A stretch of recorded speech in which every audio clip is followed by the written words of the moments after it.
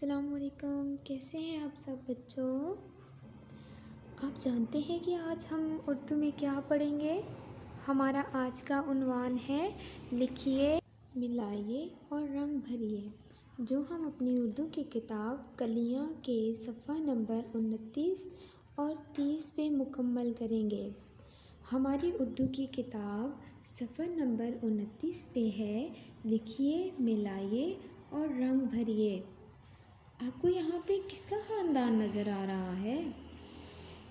आपने देखा कि यहाँ पे आपको किसका ख़ानदान नज़र आ रहा है। जीम का।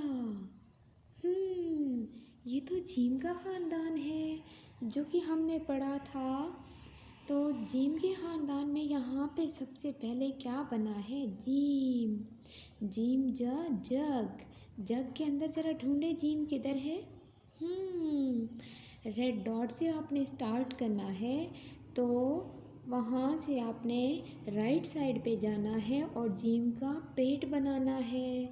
जग के अंदर क्या बन जाएगा, जीम। उसके बाद आपने बनाना है चे।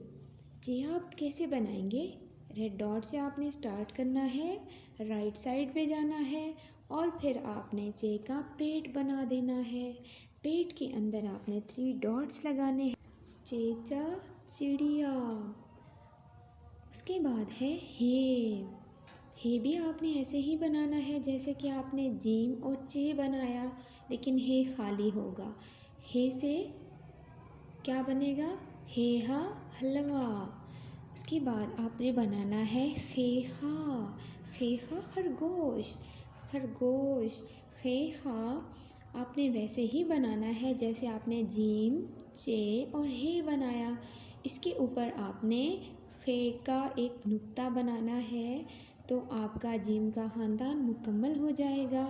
उसके बाद आपने जग, चिड़िया, हलवा और खरगोश में रंग भरने हैं।